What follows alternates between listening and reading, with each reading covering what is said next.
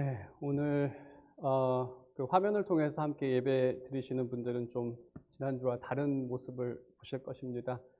계속해서 더 이렇게 예배 또 특히 온라인을 향상시키기 위해서 좀 카메라 앵글을 바꿔봤습니다. 오늘 저희가 함께 볼 하나님의 말씀은 민수기 27장 1절에서 11절까지의 말씀입니다. 민수기 27장 1절에서 11절까지의 말씀을 제가 봉독하고 11절은 함께 읽도록 하겠습니다. 하나님의 말씀입니다. 요셉의 아들 므낫세 종족들에게 므낫세의 현손 마길의 증손 기르앗의 손자 헤벨의 아들 슬로브앗의 딸들이 찾아왔으니 그의 딸들의 이름은 말라와 노아와 호글라와 밀가와 다르사라. 그들이 회막문에서 모세와 제사장 엘르아살과 지휘관들과 온 회중 앞에 서서 이르되 우리 아버지가 광야에서 죽었으나 여호와를 거스러 모인 고라의 무리에 들지 아니하고 자기 죄로 죽었고 아들이 없나이다. 어찌하여 아들이 없다고 우리 아버지의 이름이 그의 종족 중에서 삭제되리이까? 우리 아버지의 형제 중에서 우리에게 기업을 주소서 하매 모세가 그 사연을 여호와께 아뢰니라. 여호와께서 모세에게 말씀하여 이르시되 슬로브와 딸들의 말이 옳으니 너는 반드시 그들의 아버지의 형제 중에서 그들에게 기업을 주어 받게 하되 그들의 아버지의 기업을 그들에게 돌릴지니라.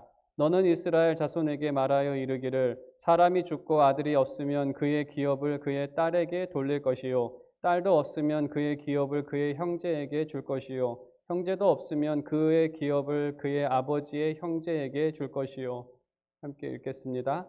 그의 아버지의 형제도 없으면 그의 기업을 가장 가까운 친족에게 주어 받게 할지니라 하고 나 여호와가 너 모세에게 명령한 대로 이스라엘 자손에게 판결의 규례가 되게 할지니라. 아멘. 네, 오늘은 슬로브앗의 딸들이라는 제목으로 하나님의 말씀 증거하도록 하겠습니다. 제가 오늘 설교 서론을 준비하다가 오늘은 제 경험을 이렇게 나누게 되었습니다. 제가 보통 제 경험을 잘 나누지는 않는데 그 이유는 그 자랑이 될까 해서 보통 사람은 자기에 대해서 관대하기 때문에 그 자랑이 될 염려가 많습니다. 오늘은 아무리 머리를 쥐어짜도 이렇게 어떤 서론에 합당한 그러한 그 이야기가 생각이 나지 않아서 제 경험을 나누게 되었습니다. 제 경험이라고 생각하지 마시고 어떤 청년의 이야기라고 생각하셔도 좋을 것 같습니다. 그 청년이 21살 때 그 대학을 잠시 중단합니다.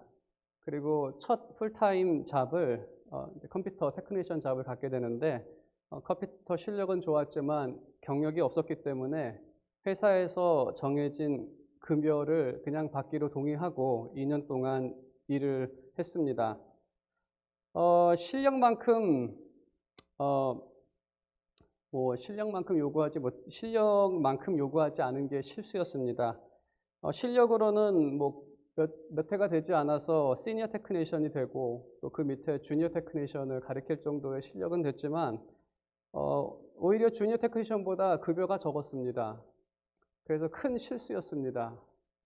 그래서 이제 다시 대학으로 돌아가서 졸업할 때쯤에 졸업자 첫 해 평균을 조사해 봤습니다. 회계학을 졸업했기 때문에 그 해 회계학이 졸업을 하게 되면 첫 해 평균 그 연봉이 얼마인지를 그 서베이한 그 책에서 찾아서 당시에 회계학으로 졸업을 하면 1년 연봉이 36,000불이었습니다. 그래서 저는 컴퓨터 실력도 있고 그 청년은 경력도 있고 또 회계학을 졸업했으니까 대충 계산을 해보았더니 세금을 제하고 36,000불을 연봉으로 받는 게 적당하다고 생각을 해서 그것을 요구하게 됩니다. 회사에. 애프터 텍스 36,000불 싱글 퍼슨이라고 한다면은 회사는 한 6만 불 정도 연봉을 주는 것이죠. 오늘 20년 전 얘기이기 때문에 오늘날로 환산하면 9만 1,000불입니다.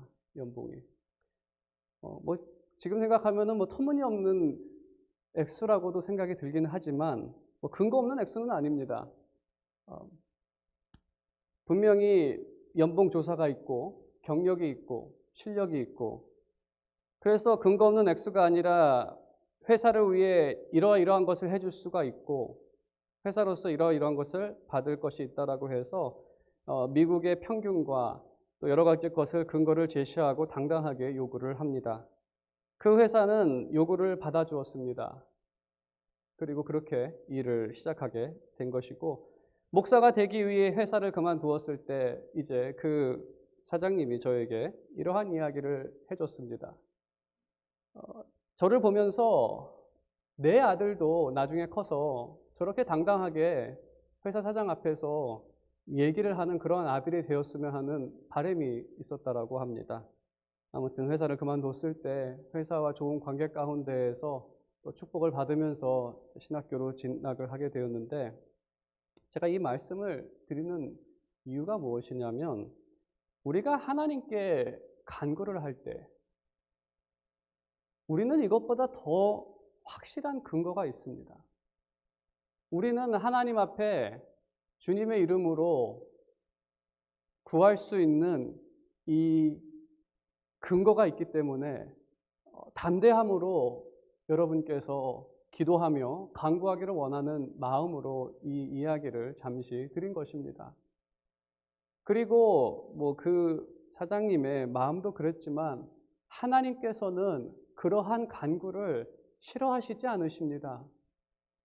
자신의 자녀들이 하나님의 말씀, 그 근거를 붙잡고 하나님 앞에 나아가 기도하며 믿음 가운데 그 은혜를 받아 누리기를 원하십니다. 오늘 우리가 함께 이 슬로보앗의 딸들이 하나님 앞에 간구를 합니다. 우리의 상황이 이렇습니다. 우리에게 이러한 약속이 있지 않습니까? 우리가 이 말씀을 통해서 이 확신으로 간구했던 이들의 모습을 우리가 살펴보면서 과연 우리가 하나님 앞에 어떠한 모습으로 나가야 하는지 함께 생각해 보도록 하겠습니다. 1절 말씀을 보게 되면 이제 슬로보앗의 딸들이 지도자를 찾아옵니다. 그리고 지도자들 앞에서 또 백성들이 보는 앞에서 회막문에서 이제 간청을 합니다. 이 회막문 앞이라는 것은 오늘날로 말하면은 이 법정과 같은 곳입니다. 그리고 이 모습은 법정에 탄원서를 제출하는 것입니다. 자신의 청원을 하는 것입니다. 탄원서의 내용은 이렇습니다. 자신들의 아버지가 아들이 없이 죽게 되었다. 그리고 죽은 이유는 고라의 반란이 아니라 아버지 자신의 죄였다. 이 말을 하는 것은 아버지 세대의 다른 사람들도 자신의 죄로 죽었다는 것, 동일한 상황이라는 것을 말하고 있습니다. 여기 이스라엘 60만 명의 그 아들들과 동일한 상황이라는 거죠. 자신들의 죄로 다 죽은 세대. 아버지 세대의 다른 사람들도 자신들의 죄로 죽었고 그 아들들은 아버지의 이름으로 땅을 배당받는다는 것입니다. 하지만 자신들의 아버지가 아들이 없다는 이유로 우리가 땅을 배당받지 못하는 것은 부당하다라고 이야기를 합니다. 그래서 자신들에게도 아버지의 이름으로 땅을 달라는 요청을 합니다. 그리고 그들의 요청은 모세를 통해 하나님께 전달되어지고 하나님께서는 이것에 대해서 판결을 하십니다. 첫 마디는 슬로보앗의 딸들이 옳다. 그들이 맞다. 다른 말로 하면 그들에게는 약속의 땅을 배당받을 만한 충분한 근거가 있다는 것입니다. 그러면서 하나님께서는 추가로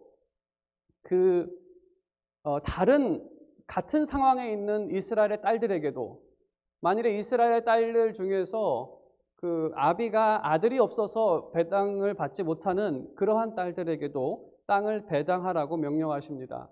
그리고 딸도 없을 경우에는 그 형제가, 또 형제가 없을 경우에는 삼촌이 또 가장 가까운 친척에게 돌아가게 하는, 그래서 그 지파에 속한 땅은 다른 지파로 양도되지 않고 또 다른 나라로 양도되지 않고 그 지파에 영원히 속하도록 하나님께서 말씀하십니다. 그럼 이제 오늘 기록된 이 내용이 전달하는 메시지를 우리가 함께 살펴보도록 하겠습니다. 우리가 성경을 보게 되면 한 가지 그 반복적으로 등장하는 패턴 중에 하나는 여자의 요청이 한 번도 거절된 적이 없습니다. 성경을 쭉 보다 보면은 이렇게 간혹 가다가 그 여인이 요청을 하는 경우들이 있습니다. 뭐 여호수아서 15장을 보게 되면 갈렙의 딸 악사가 아버지 갈렙에게 그 자신이 이제 결혼해서 출가할 때에 땅을 달라고 요청합니다. 그랬더니 야, 네 남편 땅 가지면 되지 않냐라고 말할 수 있지만 땅을 줍니다. 그리고 받습니다. 심지어 신약에서는 한 가나안 여인이 예수님을 찾아와 아들을 살려달라고 애원합니다. 예수님께서는 이방인들은 은혜 받을 자격이 없다라고, 어떻게 은혜를 걔한테 줄 수 있냐라고 하는 그러한 혐오적인 말씀을 하시지만 그것은 그의 믿음을 알기 위해서이고, 아무튼 그 가나안 여인도 결국 은혜를 받고 돌아갔습니다. 그래서 이 성경을 보게 되면 이 슬로보앗의 딸들도 그렇지만 이 여자의 요청이 거부된 적은 한 번도 없습니다. 그러면 여자의 기도만 하나님께서 받아주시나? 이거는 남녀 불평등이죠. 남자의 기도도 받아주셔야지 왜 여자의 기도만 들어주시나라는 생각을 하게 되는데, 사실 이러한 내용을 성경 전체에 비추어서 생각해 보면 그들이 단순히 여자이기 때문에 은혜를 얻은 것은 아닙니다. 남자 중에서 은혜를 얻었던 사람 중에 대표적으로 역대하상 4장 9절과 10절에 야베스라는 인물이 있습니다. 그는 남자입니다. 이렇게 기록되어 있습니다. 야베스는 그의 형제보다 귀중한 자라. 그의 어머니가 이름하여 이르되 야베스라 하였으니 이는 내가 수고로이 낳았다 함이었더라. 야베스가 이스라엘 하나님께 아뢰어 이르되 주께서 내게 복을 주시려거든 나의 지역을 넓히시고 주의 손으로 나를 도우사 나로 환난을 벗어나 내게 근심이 없게 하옵소서 하였더니 하나님이 그가 구하는 것을 허락하셨더라. 야베스는 본문에 있는 것처럼 고통 가운데 태어나 환난 가운데 있었던 인물이었습니다. 이러한 상황에서 그는 하나님께 간구를 합니다. 하나님께 간구를 했다는 것은 하나님께서는 적어도 나의 이 환난 가운데에서 나를 구할 수 있는 능력이 있으시고 또 내가 간구할 때에 나에게 긍휼을 주실 것을 믿었기 때문입니다. 그래서 간구한 겁니다. 하나님께서 백날 기도해도 듣지 않으신 분이라면 왜 기도를 했겠습니까? 하나님이 능력이 없어서 나를 구원할 수 없다라고 생각했다면 왜 하나님께 간구를 했겠습니까? 당연히 적어도 하나님은 능력이 있으셔서 구원할 수 있으시고 또 하나님은 긍휼이 있으셔서 내 기도를 들어주신다라는 그러한 믿음, 그 크기는 우리가 알 수가 없지만 적어도 은혜를 구할 수 있다라는 그 믿음 가운데 나아간 것입니다. 예수님을 만났던 가나안 여인, 의사들은 살리지 못하지만 저분은 그래도 내 아들을 살릴 수 있지 않을까? 야베스 그리고 슬로보앗의 딸들의 어떤 공통적인 모습은 그들이 어려운 상황 가운데 있었고 하나님에 대한 믿음이 있었다라는 공통점이 발견됩니다. 슬로보앗의 딸들의 말을 살펴보면 그들이 믿음을 갖고 있었다는 것을 우리가 확인할 수 있습니다. 그들이 믿었던 것은 하나님께서 이스라엘에게 약속대로 땅을 주실 것이다라는 사실을 믿었습니다. 이 사실을 믿지 않았다면 그들이 이렇게 탄원서를 제출하지 않았을 것입니다. 믿음이 없었다라고 한다면 정말 하나님께서 주시려나? 그들 아직 광야에 있습니다. 아직 가나안 땅에 들어가기 전입니다. 그렇게 생각했겠죠. 정말 주시려나 우리한테? 그러한 생각을 했다라고 한다면 좀 일단 기다려 봤다가 가나안 땅을 정말 차지하게 되면 그때 탄원을 하든지 애원을 하자. 슬로보앗의 딸들은 네 믿음이 없었다라고 한다면 좀 더 기다렸을 것입니다. 하지만 그들은 하나님께서 그 약속의 땅을 주신다는 사실을 기정사실로 받아들였습니다. 하나님께서는 분명히 그 땅을 이스라엘에게 주실 것이고 그렇기 때문에 나도 그 땅을 얻고 싶다라는 그 소원이 발생한 것입니다.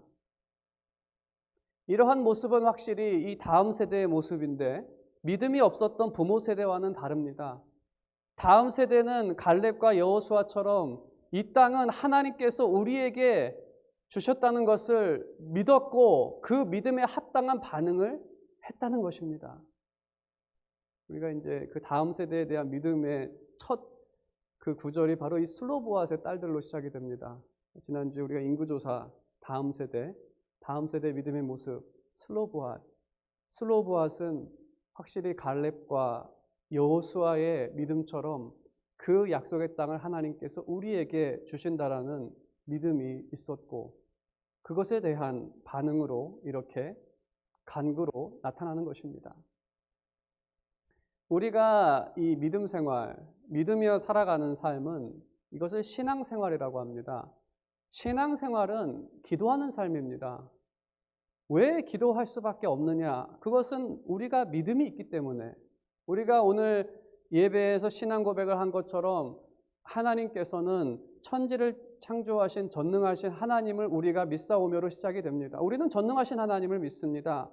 그리고 예수 그리스도를 우리 가운데 보내주신 사랑과 긍휼이 완전하신 하나님을 우리가 믿는다고 매 주일마다 고백을 합니다. 그것이 우리의 믿음입니다. 그리고 우리가 살아가는 세상으로부터는 늘 어려움이 다가옵니다. 다양한 어려움들이 우리에게 다가옵니다. 그러면 하나님에 대한 이러한 믿음이 이러한 세상과 부딪힐 때 무엇이 결과가 되겠습니까? 기도가 결과되는 게 너무나 자연스러운 결과가 아닙니까? 하나님이 이러한 분으로 믿고 있고 세상에서는 이러한 어려움들이 다가오는데 그럼 이 믿음 가진 사람이 이 세상을 지날 때 그 결과는 기도, 간구, 하나님께서 능력 있으시고 우리의 기도를 들어주시는 하나님이라는 것. 그래서 신앙생활은 기도하는 삶이라고밖에 말할 수밖에 없고 또 긍휼을 구하는 기도를 하나님께서 절대로 뿌리치지 않으십니다. 성경 어디를 보아도 환난 가운데 하나님께 기도했던 그 믿음의 사람들, 심지어 가나안 여인도 그 적은 믿음을 가지고 하나님의 긍휼을 받아 돌아가는 그러한 일들이 우리가 있는 것을 보게 됩니다. 긍휼로 구하는 기도는 하나님께서 절대로 뿌리치지 않으십니다. 현재 우리가 팬데믹이라는 상황은 그 믿는 자로 하여금 기도의 자리로 인도하는 그러한 시대인 것 같습니다. 저도 많은 염려가 있습니다. 이 상황을 지나면서 당연히 목사의 염려는 성도들의 신앙 생활에 대한 염려가 가장 많은 부분을 차지합니다. 다라고 할 수 있습니다. 요즘에 뉴스를 보거나 또 이제 요즘에는 유튜브를 통해서 뉴스를 보게 되는데 요즘 이 가짜 뉴스가 많아졌다고 합니다. 서로 가짜 뉴스가 많아졌다라고 하는 그것은 부인할 수 없는 사실인 것 같습니다. 하지만 제 걱정은 가짜 뉴스보다 가짜 말씀입니다. 거짓 선지자. 요즘 크리스찬 유튜브를 시간 있을 때 좀 보게 되는데 그것은 이제 이 기간 동안에 어떻게 하면 유튜브를 제작을 잘할 수 있을까, 다른 분들은 어떻게 만드나 그러한 것을 좀 보기 위해서 이제 크리스찬 유튜브를 좀 보게 됩니다. 그런데 한 유튜브, 좀 유명 유튜브 채널이었는데 정말 영상도 세련되고 또 거기서 말씀하시는 분도 너무나 점잖고 그래서 좀 자세히 들어봤더니 이분이 가르침은 이단을 가르치고 있었습니다. 근데 이분이 옛날 이단처럼 믿습니다 이런 분이 아니에요. 정말로 점잖게 말씀을 풀어가면서 아주 자세하게 그래서 자세히 알고 보니까 이게 이분이 제7일 예수재림 안식교, 당연히 이게 이단이라는 것이 너무나 퍼져 있기 때문에 그 채널 이름을 예수향기, 단체 이름을 성서연구원. 왜냐하면 제7일 안식교라고 하면 사람들이 안 들으니까 이단이라고. 이러한 이름을 사용합니다. 그래서 그냥 보면 잘 모릅니다. 그래서 성서연구원의 목표를 봤더니 이렇게 또 기록하고 있습니다. 세속과 비진리가 교회 안에 밀려 들어오는 이 시대에 진리의 울타리로 신앙의 순수성을 보존하고 초대교회가 가지고 있었고 종교개혁자들이 목숨 걸고 지켰던 그 순결한 복음으로의 회복을 외치고 있습니다. 너무나 그럴싸하죠. 근데 이게 이단입니다. 이러한 채널들이 있는 걸 봤을 때 요즘 이제 그 시간이 많아져서 유튜브를 많이 보시는 분들이 늘어나고 있어서 저의 염려는 우리 성도들이 이단에 빠지지 않을까. 두 번째 염려는 신앙생활이 게을러지지 않을까. 어떤 이들에게는 이 팬데믹이라는 상황이 게을리할 수 있는 좋은 핑계거리가 됩니다. 또 세 번째로 교회는 자신들에게 맡겨진 사역을 완수할 수 있을까? 우리 교회가 우리에게 맡겨진 이 사역을 완수할 수 있을까? 다양한 염려들이 저에게 발생했을 때 그 걱정은 기도가 되고 긍휼을 구하는 기도를 하나님께서 거부하지 않는다는 것을 믿고 더 나아가 여러분의 참된 목자이신 하나님께서 오히려 여러분을 지키는 것을 더 원하시기 때문에 자신의 성도가 믿음 위에 서 있는 모습을 하나님께서 그 누구보다도 더 원하시기 때문에 제가 확신을 가지고 기도를 합니다. 믿음으로 기도할 때 그 기도는 소망이 되어지고 그 소망은 인내와 위로로서 되어진다는 그 사실을 요즘 경험하고 있습니다. 여러분께 권면드리는 것은 여러분의 상황은 어떻습니까? 은혜를 구하는 자를 하나님께서 거부하지 않으십니다. 믿음으로 승리하기 원하시는 하나님께 나아가 기도하며 은혜를 구하는 것이 바로 지금 우리가 해야 할 일입니다. 그럼 이러한 믿음은 어떻게 형성이 될까요? 믿음은 로마서에서도 말하고 있지만 하나님 말씀의 결과입니다.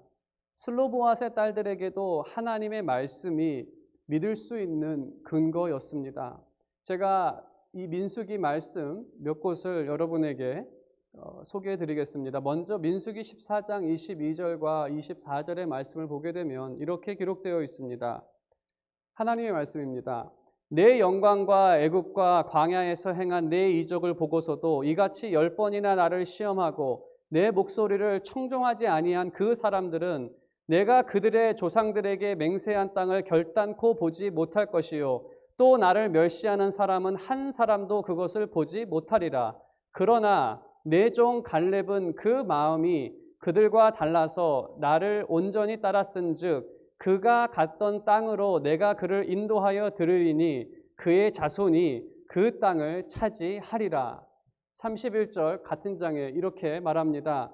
너희가 사로잡히겠다고 말하던 너희의 유아들은 내가 인도하여 드리리니 그들은 너희가 싫어하던 땅을 보려니와 너희의 시체는 이 광야에서 엎드러질 것이요 너희의 자녀들은 너희 반역한 죄를 지고 너희의 시체가 광야에서 소멸되기까지 40년을 광야에서 방황하는 자가 되리라. 이 22절과 24절 또 31절의 말씀을 보게 되면 거기에 하나님께서 그 땅을 차지할 사람을 아들이라고 하지 않고 자손이라고 했습니다. 히브리어 원어로는 성별이 없는 단순한 후손입니다. 그리고 31절에는 그들을 유아라고 얘기를 하고 너희의 자녀라고, 아들과 딸이죠, 자녀라고 그렇게 말하고 있습니다. 딸도 다 해당됩니다.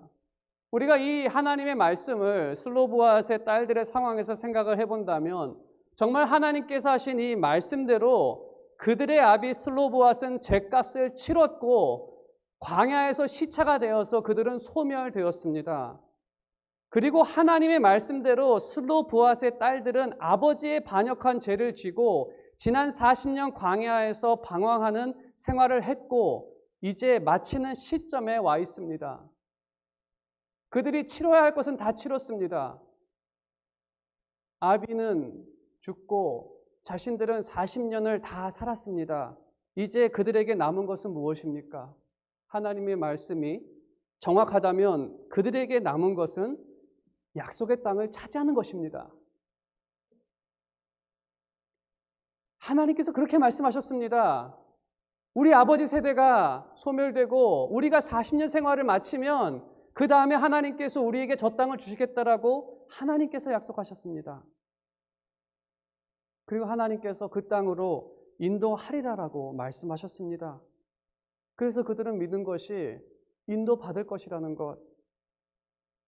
우리가 세상의 계약을 생각해도 효력이 있다는 것을 알 수가 있습니다. 예를 들어서 여기는 없지만 한국 같은 경우에 36개월 저축을 한다면 은행에서 36개월 동안 매달 일정 금액을 내서 36개월 완납을 하고 36개월이 지난 후에 그 약속된 금액을 받을 것을 확신하고 은행에 갑니다.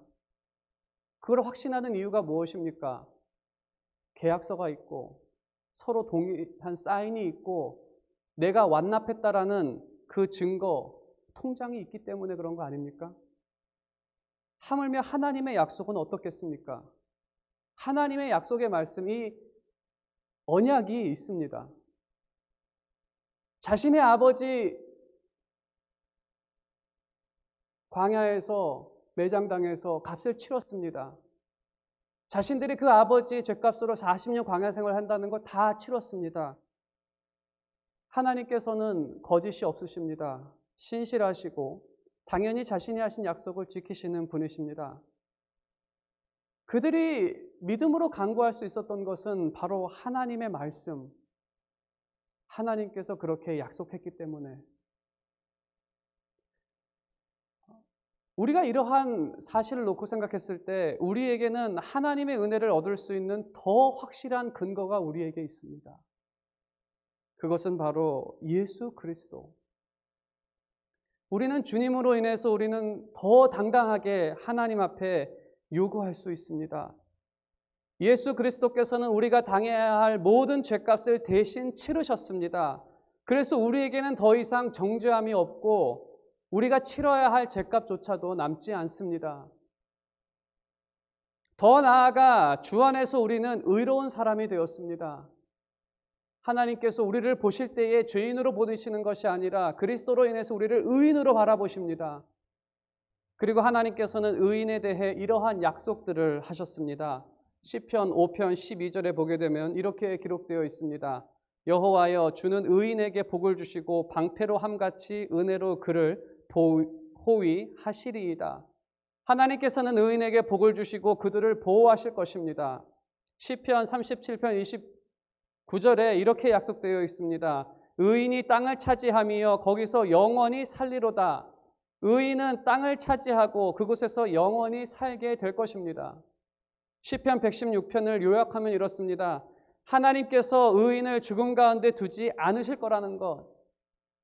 그래서 하나님께서 예수 그리스도를 부활시킨 것도 의인은 음부에 놓일 수 없기 때문에 하나님께서는 약속대로 예수 그리스도를 부활시켜서 그 약속을 확증하셨습니다. 이 약속들은 하나님 나라에 대한 약속입니다. 그날까지 우리를 보호하실 것이고 우리는 그 땅을 차지할 것이고 그곳에서 영원히 살 것이며 죽음도 이 약속을 무산시킬 수 없다라는 것. 그래서 하나님께서 의인된 우리를 지키시고 보호하시고 예수 그리스도의 날까지 우리의 믿음을 붙드실 것입니다. 이 약속은 구약에 있는 그 선조들에게만 주신 약속이 아닙니다. 성경에 있는 약속은 주 안에 있는 여러분의 것입니다. 그래서 주 안에서 이 약속의 말씀을 들을 때 우리는 믿고 확신하며 하나님 앞에 당당하게 은혜를 구할 수 있는 것입니다. 여러분에게는 더 이상 그리스도 안에서 정죄함이 없습니다. 하나님 앞에 저주를 받거나 꾸중 들을 일이 없다는 겁니다. 왜냐하면 그리스도께서 전부 다 그 값을 치르셨기 때문에. 오늘 말씀의 결론을 맺도록 하겠습니다. 슬로보앗의 딸들의 요청을 들으시는 하나님에 대해서 우리가 살펴봤습니다. 하나님께서는 긍휼을 구하는 자, 그들의 기도를 절대로 거절하지 않으십니다. 믿음의 선배들이 하나님의 은혜를 구했던 이유는 하나님에 대한 믿음이었습니다. 하나님은 전능하시며 사랑이 완전하신 분, 무엇보다 약속하신 말씀을 신실하게 지키시는 분임을 믿었기 때문에 그 약속의 말씀을 붙잡고 하나님 앞에 간구한 것입니다. 그래서 우리의 기도가 응답받을 것이다라는 확실한 근거, 우리는 더 확실한 근거가 있는데 바로 예수 그리스도. 우리는 주님으로 인해서 우리가 의인이 되었습니다. 이제 우리는 하나님을 아바 아버지라 부를 수 있는 특권이 주어졌습니다. 우리는 주님의 이름으로 우리가 십자가를 기억할 때마다 확신하며 하나님 앞에 우리의 간구를 가지고 기도할 수 있습니다. 그리고 하나님께서는 그것을 원하십니다. 믿음이 없이는 하나님을 기쁘게 할 수 없습니다. 오직 믿음만이, 믿음의 간구가 하나님을 기쁘게 합니다. 제가 진정으로 바라는 것은 여러분 모두가 이 변하지 않는 하나님의 말씀을 붙잡고 믿음으로 성장하며 기도로 승리하는 그러한 여러분 모두가 되시기를 주님의 이름으로 축원드립니다.